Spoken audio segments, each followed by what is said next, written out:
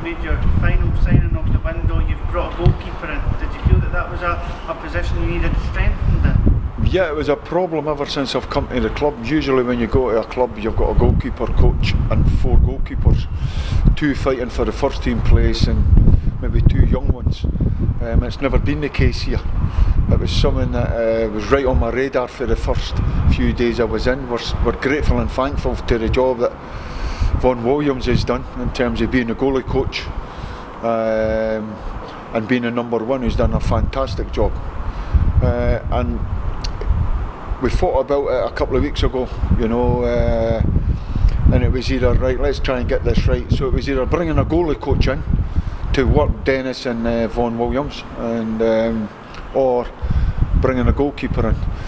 And when Jakob fell on our lap, really, and we'd done our homework and our due diligence, then it was no option. When you get that kind of quality that want to come and play football for Dunfermline, then you go and do it. So it was a hard decision, but it's a decision I spoke to Vaughaners about it. And if I had bring a goalie coach in, you maybe that's probably the job that Vaughaners is moving into. So, we just try to move it along a wee bit. Saying that, I'm still asking him to train very, very hard, but and keep yourself fit and competition for places. So that's really the story behind the goalkeeping stuff. I'm hoping I made that very, very clear. We want Vaughan Williams to be part of it, and if it's no goalkeeper number 1, it's the goalie coach going forward. I think he deserves that. So that's really the story. But as I say, with Jakob, once we got that and the quality and my relationship I had with Casper way back in the early days of Casper, him knowing I was a manager, he got pushed our way, but once we'd done our due diligence and speaking to the real people, and I know we're on a winner, a real winner. He's a proper goalkeeper. So and there was a wee bit of it as well, his enthusiasm, everything about the club, the history of the club, all that stuff, desperate to get up here. The fans will take to him and love him, and there's a little bit that we're hoping that he enjoys it that much and he has that much success that who knows, we might be here next year as well.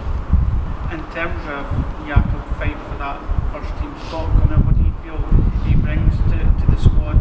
We've just spoken to him, of course, his height and his physique seems to stand out. Yeah, he's 6'4", he's very agile. I've seen him training this morning, he's got that Schmeichel sort of spread link, so he must be getting taught that. The recommendation and the due diligence that we done and the answers that we got, that he'll be the one that probably eventually goes on and plays in goals for Leicester City.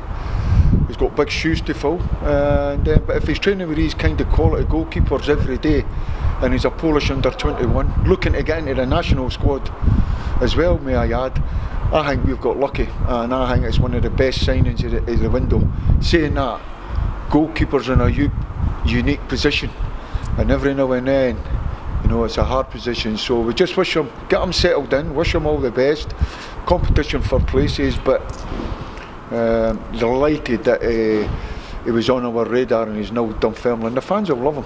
You can see him this morning, he with the ball at his feet, he passes in like a centre half. And I feel for the other goalkeepers, and I really feel for Vaughaners in terms of he's been doing an excellent job for us. But as I says to you, I'm trying to explain that he's either a goalkeeper coach that will probably be here next year, and so I'm hoping he understands. In terms of the window overall, how would you rate it? Are you really happy with the business you've done? Yeah, I think that's about. It's not just the ones that were brought in, it's the ones that, as we keep saying, spinning the plates, that it moved on. And they've all moved on with our best wishes, and that's gave us the finance to go and try and get the 5 in. And all you say is the window's closed, that doesn't mean to say your signings are closed, because the Scottish market's still open. And one of the best players I ever signed in my time as a coach and a manager was Liam Miller.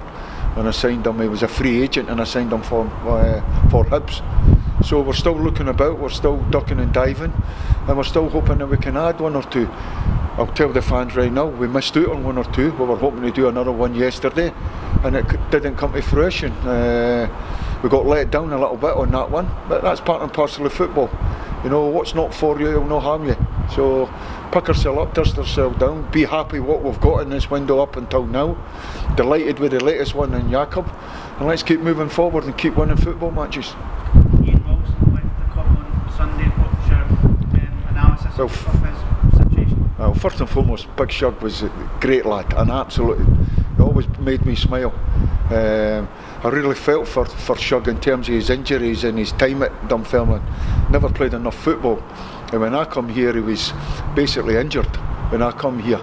So I think he realised that when I was bringing players in and trying to revamp the squad a little bit, which I felt needed done, and I think everyone would agree on that he felt himself down the pecking order.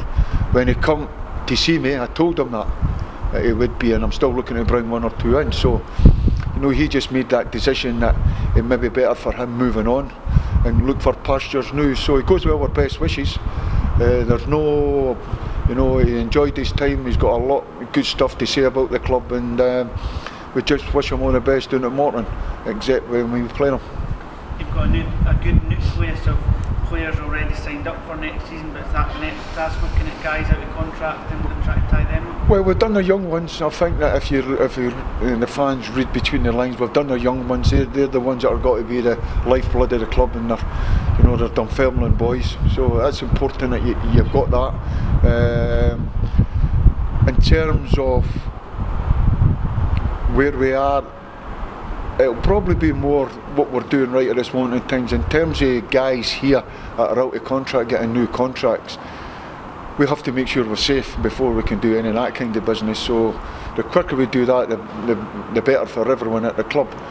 That's no saying that leaves them open to go to other clubs. That's part and parcel of football. That's something that, you know, but I think we'd be putting our head in the block if we were signing everybody up for next year not knowing what league we're in. So that tells you that my focus is still under no illusions that we're still in the dogfight to stay in this league. And you were able to get Thomas back from injury, albeit just on the bench on Saturday against Queen of the South. Now with the additional substitutes allowed onto the park and on the bench, it gives you even more options and further headings. Yeah, 5 substitutes, and that's what we want. You know, as I say, I've said to you on Saturday that you have to take our hat off to the young boys, Paul Allen and Matty Todd, for the, you know, they've done a man's job, and they'll come again. And I've seen them in training this morning, and it's up to these guys just to keep pushing themselves, and they'll come again. I'm hoping that Bobby, we can get him up to speed, and you can see him. You know, I think he's got something that will excite the fans. And we just need to keep working away, everyone. You know, we know where we are, we've got our focus. And we just keep at it every day. In terms of Dom, I still think it's 2 weeks too early. Dom probably needs a couple of 90 minutes under his belt. But when you've got that kind of talent, it can, as long as he's pain free, which he is, it can come on and give you that 20 minutes, half an hour, then it's worth having him on the bench.